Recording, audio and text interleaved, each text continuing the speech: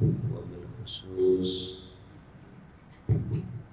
Bapak Marak Sukmaranya sebagai pimpinan lembaga yang ada di Kecamatan Limuo bersama seluruh jajaran manajemen serta sejumlah tokoh masyarakat dan juga ibu-ibu rahimakumullah, mudah-mudahan semuanya dirahmati Allah Subhanahu wa taala. Puji dan syukur kita panjatkan dan terus kita sempurnakan untuk Allah Subhanahu wa taala, Zat yang maha menyempurnakan kenikmatan demi kenikmatan kepada kita. Syukur yang merupakan salah satu amanat Rasulullah SAW kepada salah seorang sahabatnya, yaitu Mu'adz bin Jabal, supaya tidak meninggalkan selepas sholat membaca 3 kali. Saya kira kita rata-rata sudah hafal dengan doa ini atau zikir ini, yaitu Allahumma inni ala dzikrika wa syukrika wa husni ibadati. Allahumma ya Allah, bantu saya untuk berzikir padamu, wa syukrika dan bersyukur kepadamu, wa husni ibadatika dan sebaik-baik ibadah kepadamu ya Allah. 3 hal ini menjadi kunci kehidupan di dalam beragama, khususnya sebagai muslim. Kita akan menemukan makna dari kehidupan yang islami di balik 3 hal ini. Mulai dari kegiatan yang kelihatan sederhana, yaitu zikir. Zikir yang oleh para ulama dikembangkan, dijabarkan dengan dimensi-dimensi yang cukup komprehensif, ya. Mulai dari zikir dengan lisan, zikir dengan hati nurani atau al-janan, dan zikir dengan iltisam, komitmen melalui anggota badan kita. Begitu halnya dengan syukur atau ungkapan terima kasih maupun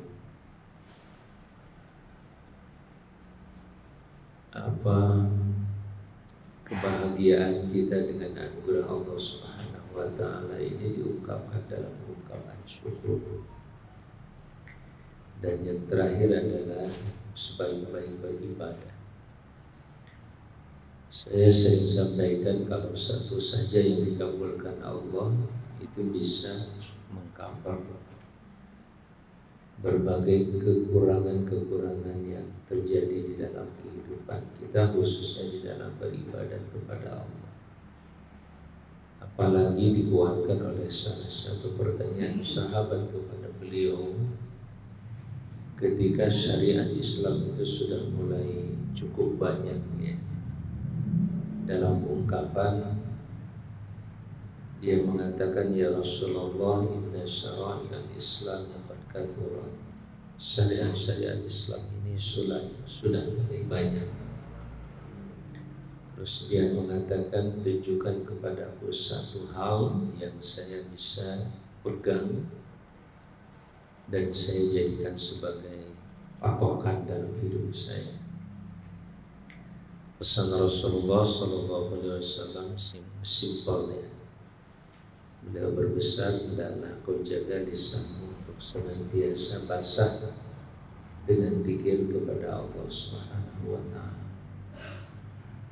Ditambah lagi bahwa zikrullah yang sungguh-sungguh juga bisa melampaui nilai dan pahala yang ada pada sejumlah kegiatan-kegiatan yang sering kita promosikan sebagai kegiatan yang begitu agung dan mulia, seperti jihad di jalan Allah. Kalau dia berperang sampai dibunuh di jalan Allah misalkan, zikir juga bisa melampaui pahala itu dalam sebuah hadis yang cukup panjang atau agak panjang. Nah, saudara-saudara sekalian yang saya muliakan, kehadiran kita di tempat ini mudah-mudahan dalam rangka 3 hal ini, atau minimal salah satu hal ini, yaitu pertama dalam rangka zikir kepada Allah, yang kedua syukur kepada Allah, dan yang ketiga adalah dalam rangka memperbaiki ibadah kita.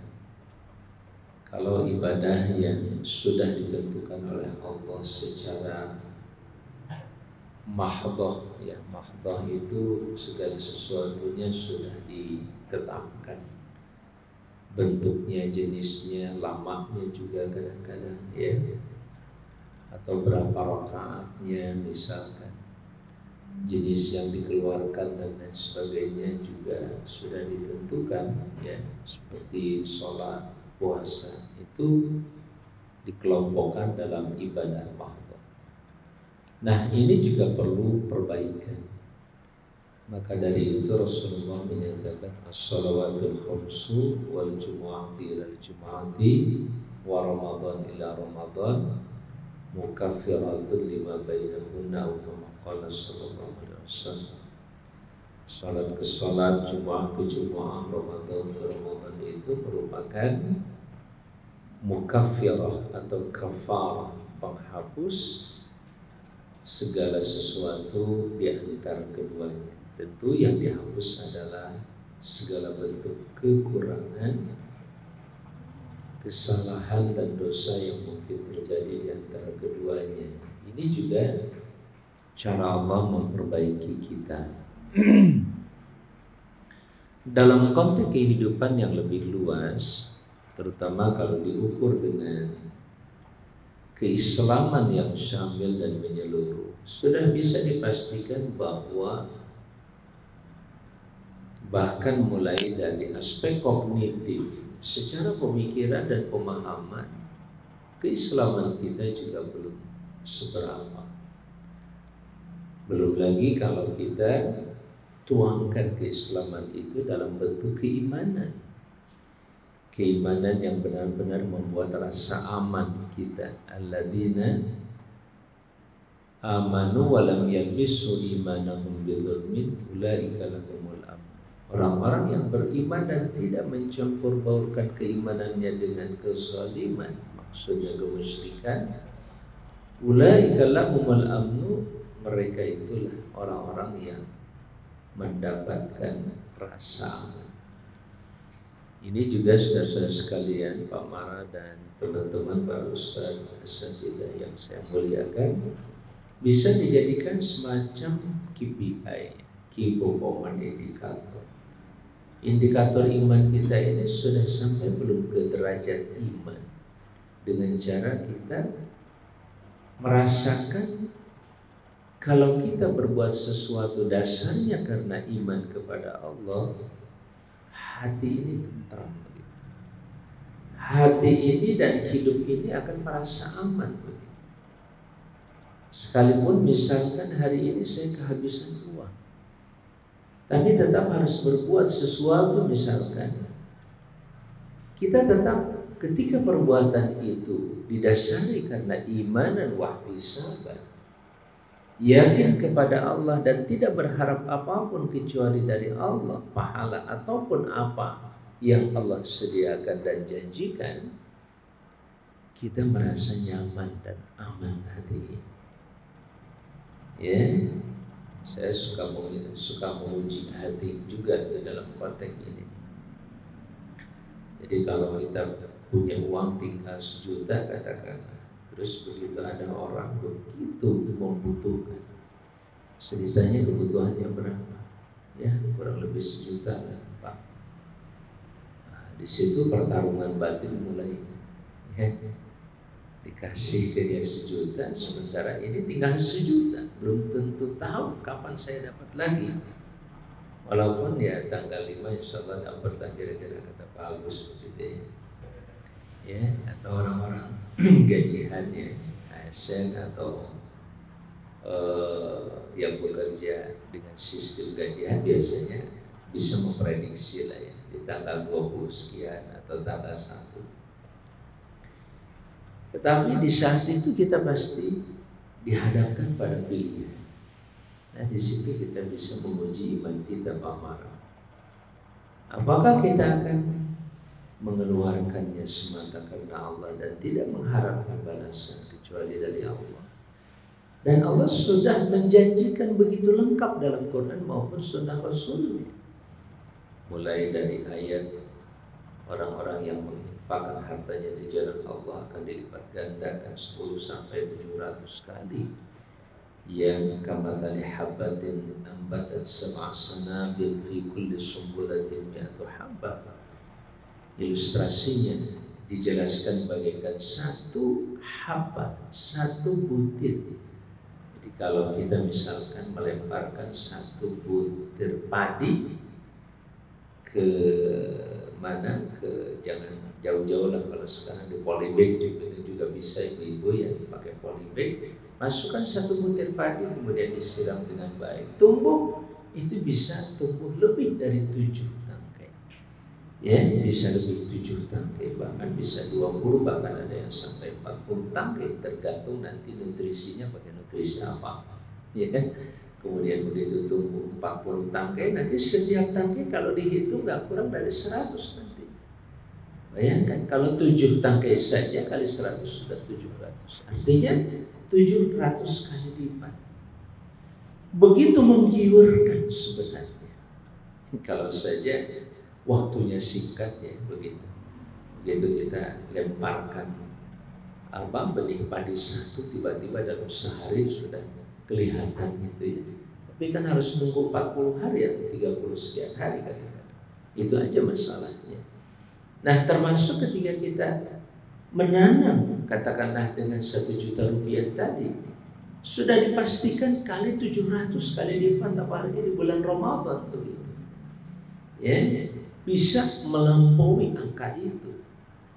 Bayangkan oleh kita, mampu nggak kita bisa hari ini saja kalau kita katakanlah kerja keras kita ya dengan modal 10 juta dapat enggak 700 juta? Halo?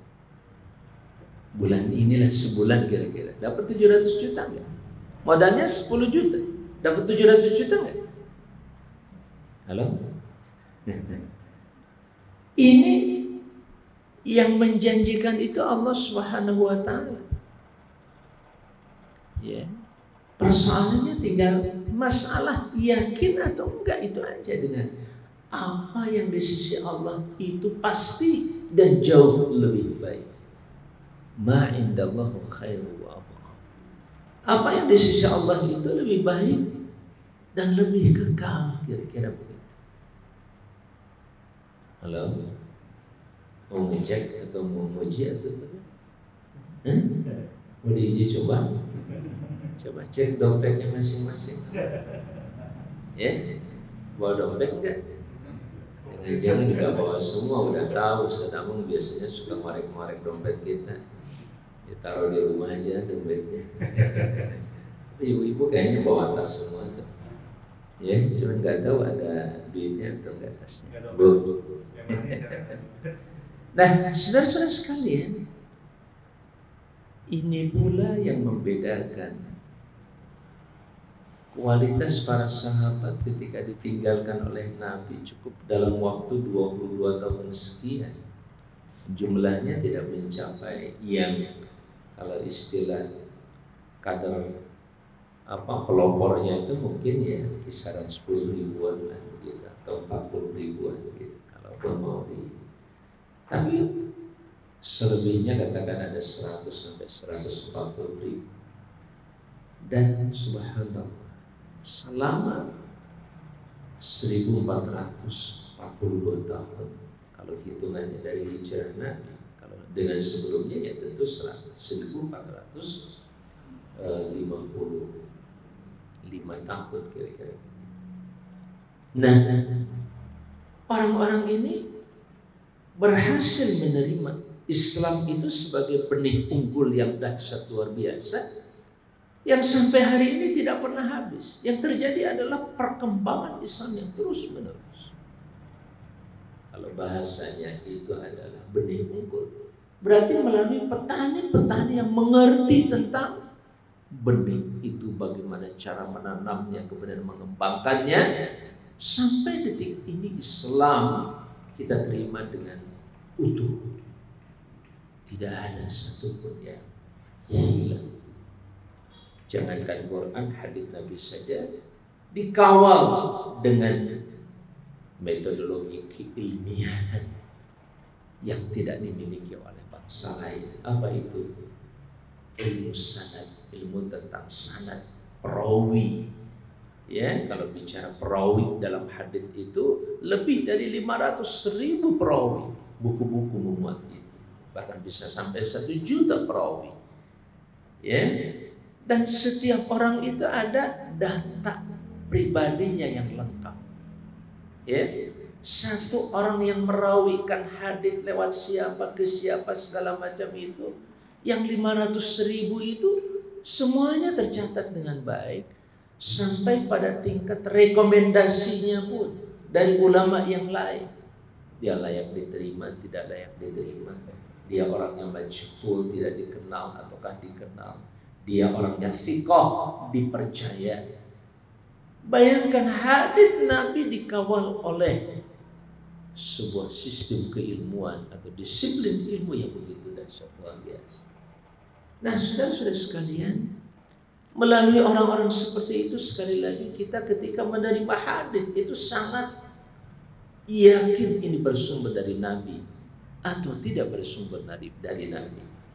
Ketika saya misalkan seorang ustadz atau ulama mengatakan, ijlis bina nu'min sa'ah, duduklah sejenak bersama kami beriman kepada Allah Subhanahu wa ta'ala, atau duduklah bersama kami beriman sejenak. Ungkapan itu ketika kita cek, dulu saya pernah mengecek ini seakan-akan dari Nabi SAW, tapi dengan bantuan Google, ya, ini ada Syekh Google, kita tanya, dibuka, diketik, ungkapan itu ternyata ungkapan yang sahih, tapi dari seorang sahabat bernama Mu'adz bin Jabal tadi. Mu'adz berkata kepada seorang sahabatnya, ijlis bina nu'min sa'ah. Dan itu menggambarkan kebiasaan sahabat dahulu. Kalau mereka duduk sekalipun sejenak, dimanfaatkan untuk beriman kepada Allah SWT. Itu tidak berarti bahwa detik-detik lain sebelum duduk tidak beriman. Bukan. Maksudnya untuk menyempurnakan keimanan. Karena Nabi mengatakan dalam hadis lain, innal imana la yakhlaqu kama fi jawfi ahadikum kama yakhlaqu athawbu. Ya, fas'alullaha ayyujaddida imanakum. Kata Nabi, iman itu bisa lapuk sebagaimana lapuknya baju. Lapuk dalam tubuh kamu sekalian, dalam hatimu itu bisa usang iman itu seperti usang dan lapuknya baju. Maka mintalah kepada Allah untuk memperbaharui keimanan kalian. Tidak diminta pun, Allah selalu mengagendakan kegiatan program sampai kepada schedule waktunya untuk memperbaharui iman kita. Apa itu? Takwa. Ya ayyuhalladzina amanu ittaqullaha. Dengan iman itu kita diperbaharui oleh Allah Subhanahu wa ta'ala melalui ketakwaan kita. Makanya bahasanya oleh para ulama, ketika ada hadis mengatakan al-iman yazidu wa yanqus, iman itu bertambah berkurang, mereka menegaskan dan mengajarkan sebuah pengalaman hidup, yazidu bil ta'ati, bertambah dengan ta'at, ya, wa yanqusu bil maksiyah, dan berkurang dengan kemaksiatan. Nah, ta'at dan kemaksiatan itu merupakan ukuran dari ketakwaan. Ta'at adalah pintu untuk menjalankan perintah, maksiat adalah pintu untuk menentang perintah atau melanggar larangan Allah Subhanahu wa ta'ala.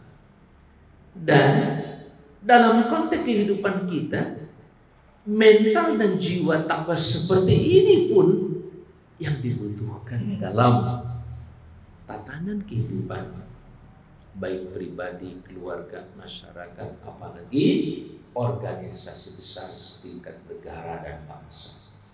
Negara dan bangsa membutuhkan warga negara yang memiliki mental dan jiwa bahkan kebiasaan takwa.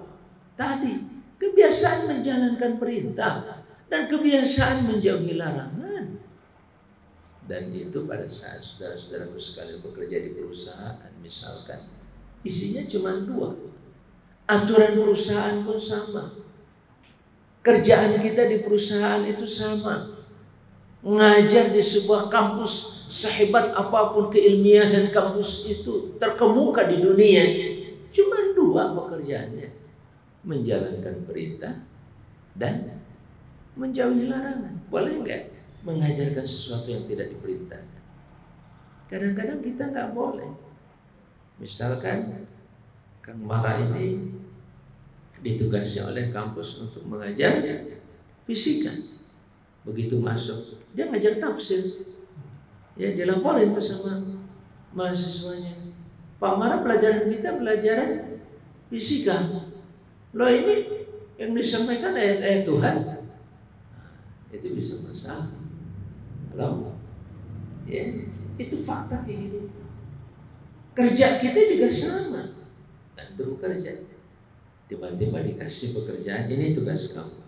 Tiba-tiba kita mengerjakan yang lainnya, walaupun boleh dikatakan lebih baik dibandingkan dengan yang ditugaskan. Tapi perusahaan boleh kemudian mengusir Anda, mencopotnya hanya karena gara-gara Anda tidak mau menjalankan yang diperintahkan dan tidak mau menjauhi apa yang dilarang. Ya, mungkin yang dilarang itu juga oleh perusahaan sebenarnya nggak jelek dalam kehidupan kita, ya, tetapi itu bukan bagian yang perlu dikerjakan di perusahaan itu, begitu kira-kira ya.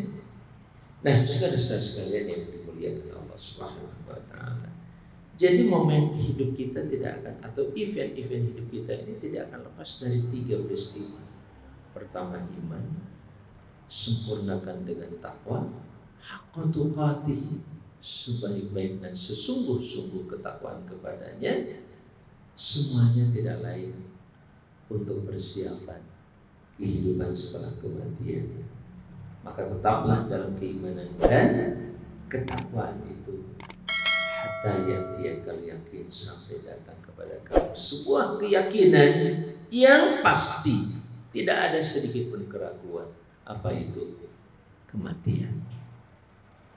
Makanya proyeksi hidup kita, saudara-saudara sekalian, dimanapun, kapanpun, dalam konteks apapun kita, melayani masyarakat, memberdayakan umat, sampai kepada kita memberi advokasi pembelaan terhadap problematika dan persoalan bangsa, ya, termasuk urusan-urusan pribadi. Untuk keluarga, cari nafkah buat keluarga dan pribadi. Jangan lepas dari 3 hal ini. Yang pertama, ketika saudara-saudaraku sekalian baru saja misalkan diangkat menjadi pengurus di yayasan, niatkan, ya Allah, jadikanlah kerja kami dan amanat ini sebagai penyempurna iman hamba, ketakwaan hamba, dan persiapan untuk kehidupan setelah kematian.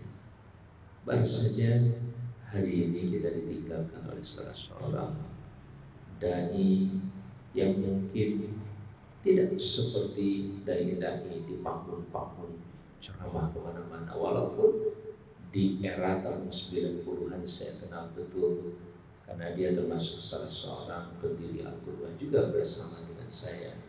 Beliau adalah Suryama Majana Sastra, MB Suryama Majana Sastra, baru saja dipanggil Allah hari ini kurang lebih pukul 9 lewat ya. Dan saya juga belum sempat tausiah, mungkin nanti bagi yang sempat melakukan sholat gaib, ya lakukan sholat gaib dengan sebaik-baiknya. Nah, Setiap kita pasti akan mengalami itu. Maka dari itu, bagaimana pesan Allah tadi, wala tamutunna illa wa antum muslimun?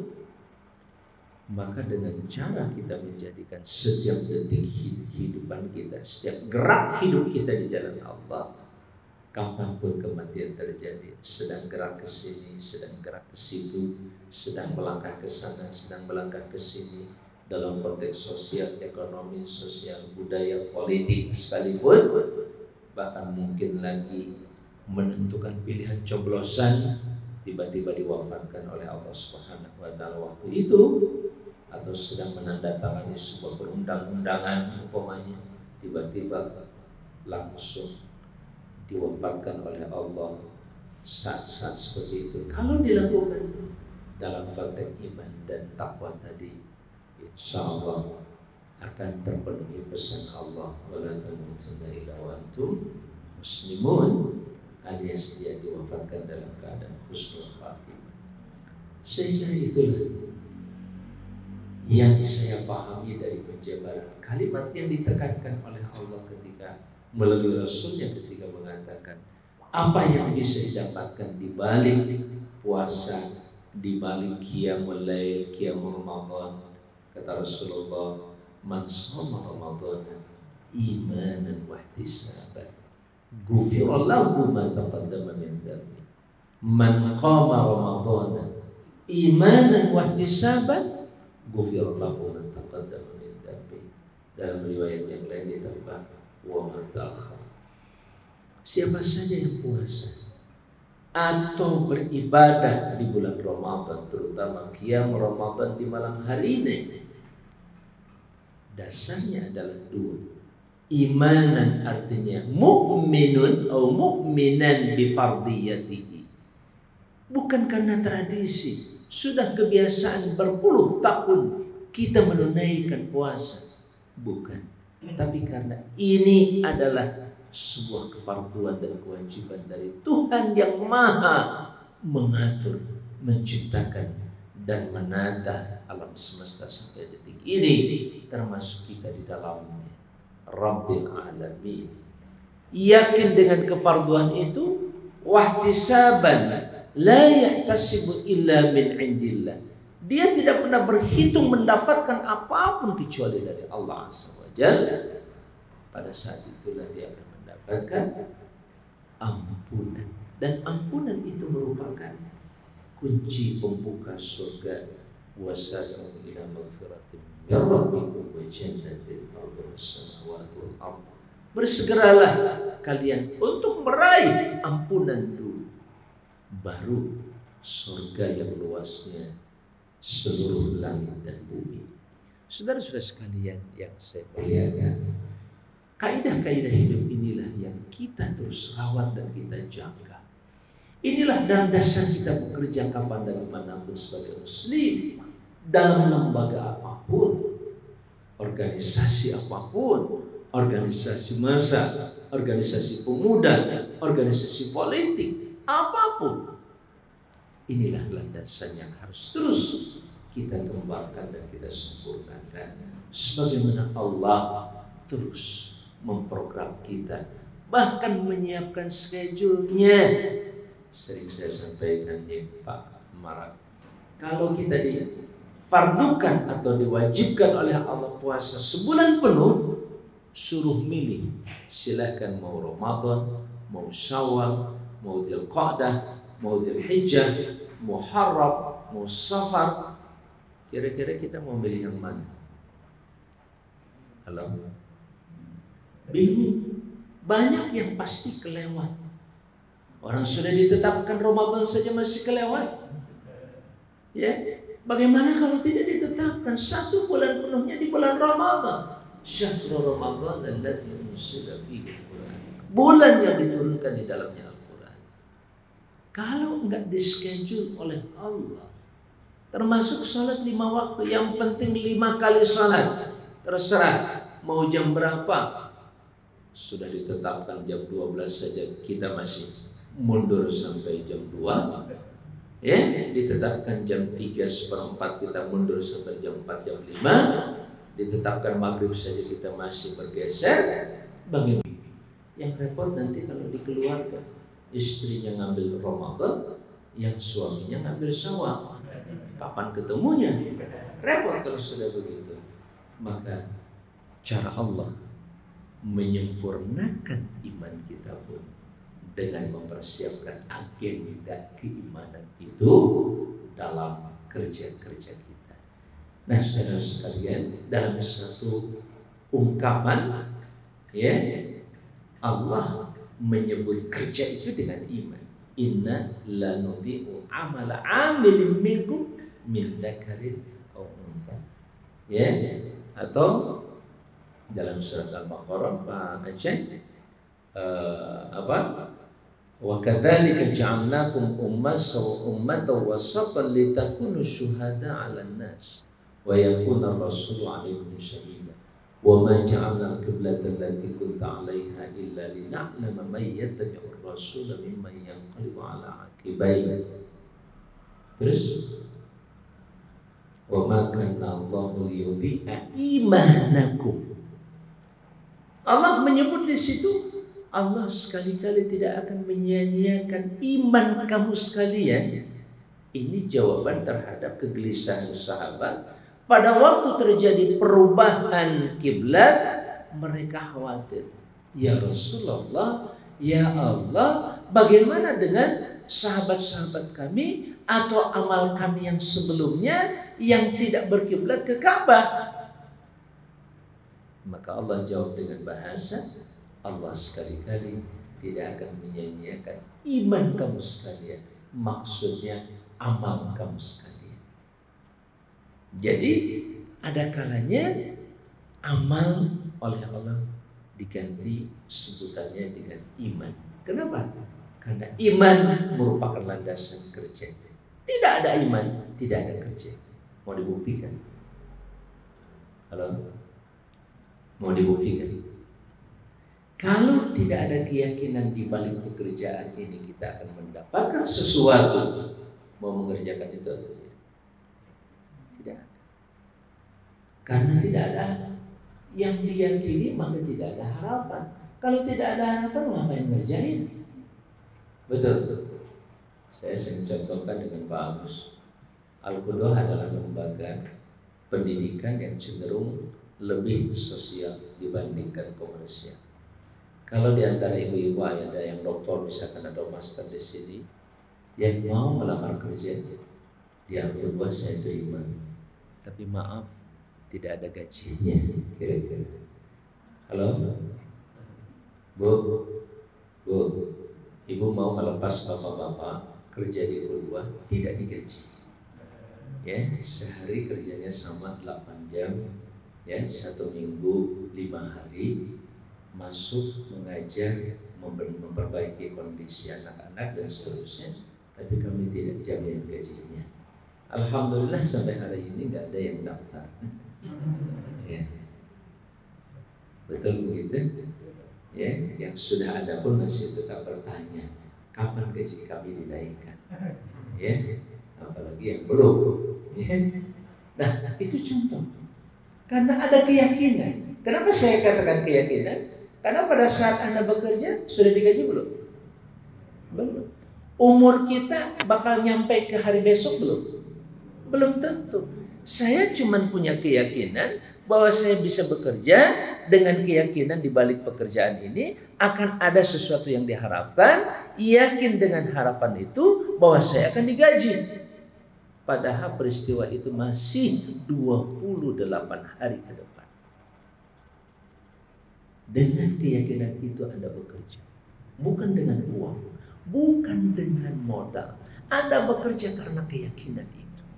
Kalau tidak ada keyakinan, nggak percaya, sudah ketahuan ada yayasan mentereng tapi bangkrut, mau daftar juga.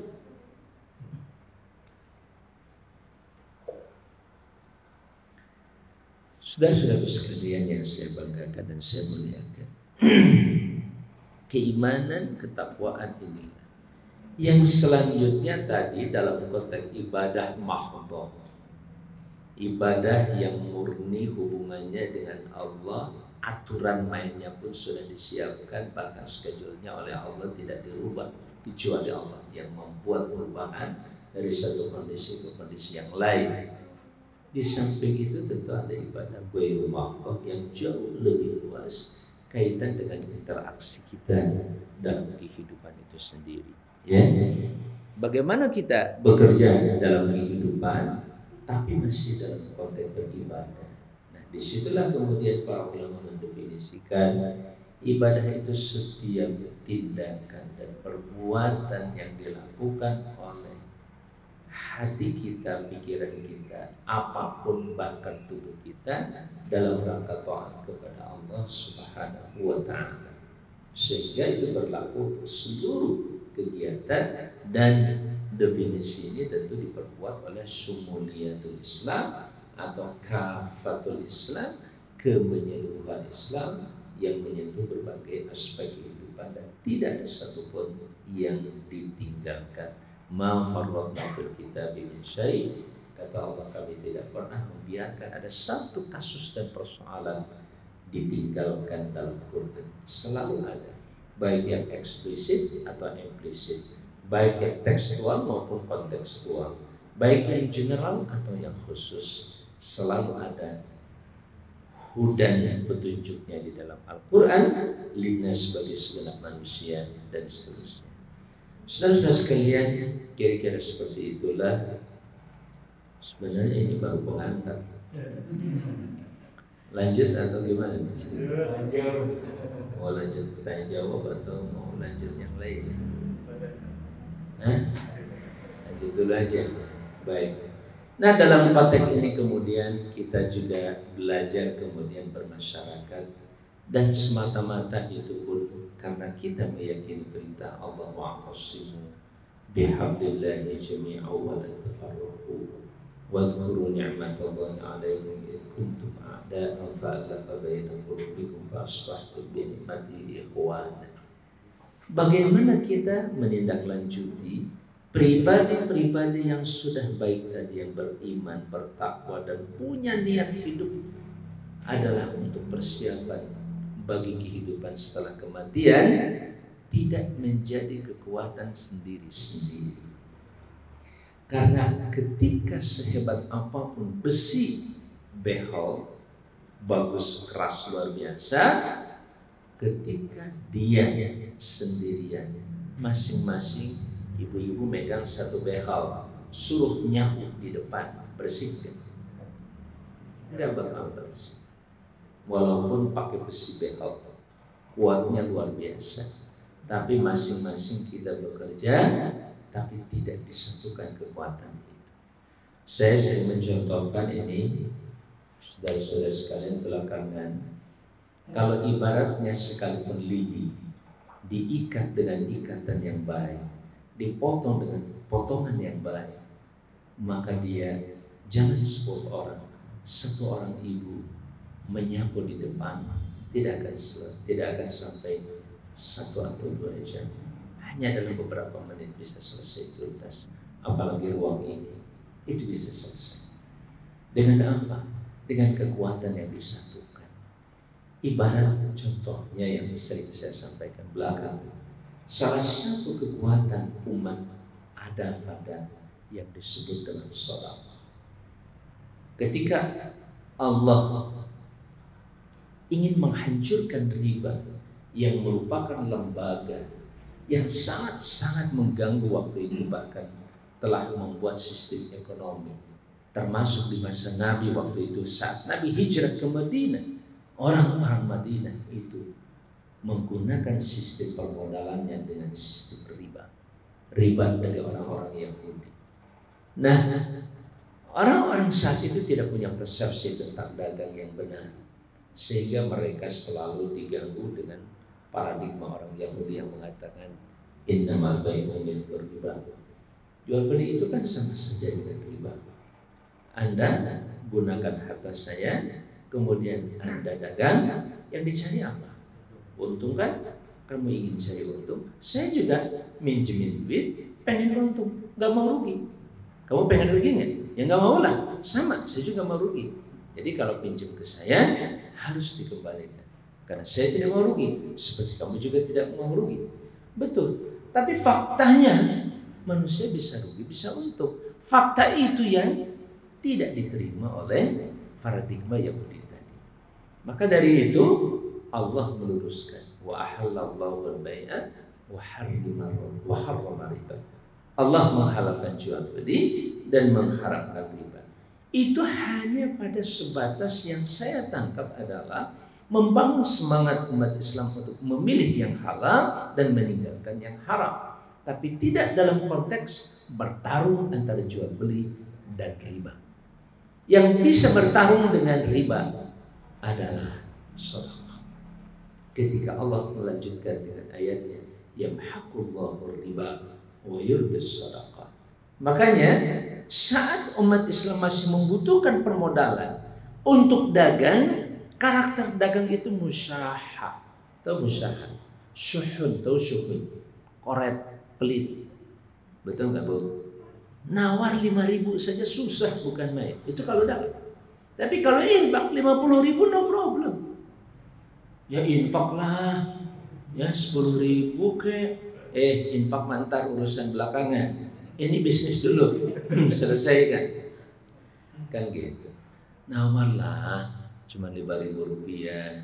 Ya, kita mau beli jilbab berapa? 100. Ya, berapa harganya? 50.000 satu, 40.000 ya. Oh, nggak bisa. Itu udah mentok banget. Tuh lihat, pelit banget. Ya, jadi dalam konteks dagang itu kalau bertarung dengan riba susah. Karena sama-sama pelit. Sementara yang namanya riba hanya bisa dikalahkan dengan kedermawanan, dengan kelepasan jiwa dan tidak menghitung-hitung, kecuali tadi ihtisab di jalan Allah Subhanahu wa taala. Maka Allah juga menyatakan Allah hancurkan riba dan mengembangkan jual beli. Dan Allah juga menggunakan, enggak pakai istilahnya waziyadatus shadaqah atau watanmiyatus shadaqah, tapi digunakan dari kata-kata yurbi yang diambil dari kata riba itu sendiri. Karena asal kata riba artinya roba yarbu itu tumbuh. Ya, nama yanmu tumbuh. Jadi kalau ada robwah itu artinya sebuah dataran yang agak membukit, naik sedikit, itu namanya robwah, agak tinggi. Jadi kalau ibu ada di lembah, kalau pengen melihat ke tempat tinggi naik ke atas, nah itu tanah disebut robwah namanya. Nah riba itu dia memiliki nilai tambah, tetapi dengan cara yang tidak sah. Kalau mau itu kata Allah, jadikan sedekah. Dan sedekah ini bukan dengan siapa-siapa, kecuali dengan Allah saja. Makanya di situ Allah yang maha menghancurkan dan Allah pula yang maha mengembangkan. Sehingga kekuatan ekonomi atau divine ekonomi kita, ekonomi wahyu kita itu didasarkan kepada pegangan terhadap nilai-nilai wahyu itu.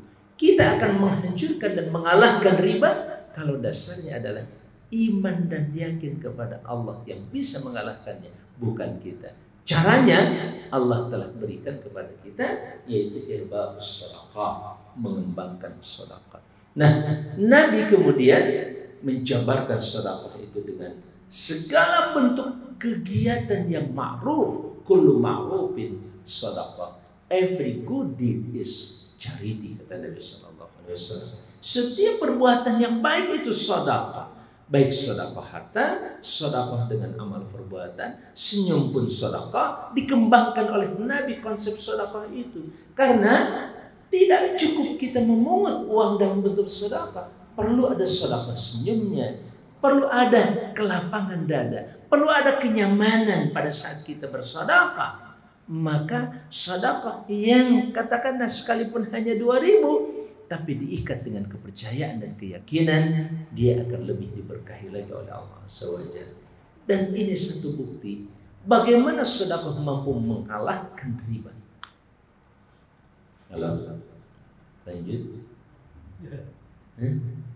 Ini jadi ceramah menjelang buka, kenapa? Nah, saya ingin menuntaskan sedikit lagi. Saya katakan, nah kekuatan itu dan dikembangkan dengan sebuah sistem seperti perintah Allah, wa qul i'malu fasayarallahu a'malakum wa rasuluhu wal mu'minun. Kerja kita akan dilaporkan, dilihat dan diperhatikan oleh Allah, Rasulnya dan orang-orang mukmin. Pertanyaannya, kerja yang mana? Pertama, apakah kerja itu by design atau tidak? Apakah kerja itu benar-benar well organized atau tidak? Apakah kerja itu juga betul-betul mengarah kepada produktivitas yang cukup menjanjikan ataukah tidak? Ini penting. Saya contohkan ke tadi. 2.000 rupiah itu, Bu, kalau kita punya anak minta duit dikasih 2.000, nerima atau enggak? Hah? Anak kecil yang usianya ya kurang lebih baru 10 tahun kasih duit 2.000. Kadang-kadang itu saja udah nolak. Kecuali yang masih TK dikasih 2.000 masih mau. Ya begitu datang, Bu nggak laku 2.000, berapa 5.000? Ya. 2.000 ketika dilakukan oleh kita dalam bentuk, coba lihat ya, dalam bentuk pengumpulan yang sporadis. Sekarang saya tanya, mengeluarkan uang per hari berapa Kang Farah? Bisa sampai 50.000. Betul tidak? Pertanyaan saya, yang 50.000 selama 1 bulan paling tidak 1,5 1,5 juta. Pertanyaan saya, 1,5 juta jadi apa? Ya jadi badan lah, kira-kira seperti ini lah, keluarga Anda bisa makan. Jangan lupa like, share, subscribe channel Inspirasi dari Kang Haji Amang Safruddin ya. Jangan lupa subscribe.